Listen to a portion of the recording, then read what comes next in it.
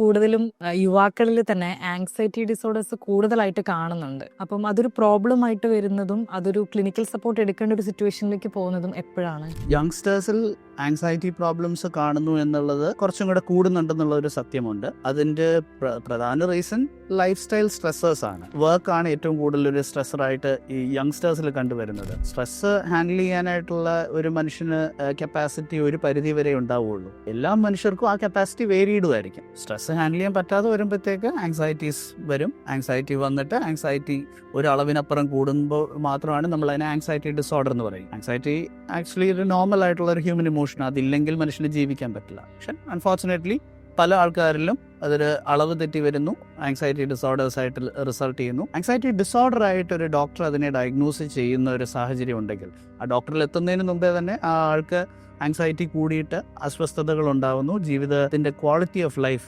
നഷ്ടപ്പെടുന്നു, ആ ഒരു സുഖം മൊത്തത്തിൽ നഷ്ടപ്പെടുന്നു. അങ്ങനത്തെ ഒരു സാഹചര്യത്തിലാണ് ഒരു ഡോക്ടറിനെ തന്നെ കൺസൾട്ട് ചെയ്യേണ്ട ആവശ്യവും. ആ ഡോക്ടറിനെ കൺസൾട്ട് ചെയ്തിട്ട് ഡോക്ടർ അങ്ങനെ ഒരു ആങ്സൈറ്റി ഡിസോർഡർ എന്നൊരു ഡയഗ്നോസിസ് വെച്ചിട്ടുണ്ടെങ്കിൽ പിന്നീട് അത് മാനേജ് ചെയ്യേണ്ടത് തന്നെയാണ്. ആൻഡ് മാനേജ് ചെയ്യാൻ സുഖമായിട്ട് പറ്റുന്ന ഒരു ഡിസോർഡറുമാണ്. ആങ്സൈറ്റിയെ കംപ്ലീറ്റ്ലി ഇല്ലാതാക്കുകയല്ല, പക്ഷെ വെൽ കൺട്രോൾഡ് ആയിട്ട് നമുക്ക് കൊണ്ടുപോകാനായിട്ട് പറ്റും. കുറേ മോഡിഫിക്കേഷൻസ് ഇൻ ലൈഫ് സ്റ്റൈലും ബാക്കി ഫാക്ടേഴ്സിലും എല്ലാം ഉണ്ടാക്കേണ്ടിയും വരുമായിരിക്കും, പക്ഷെ ഡെഫിനറ്റ്ലി മാനേജബിൾ.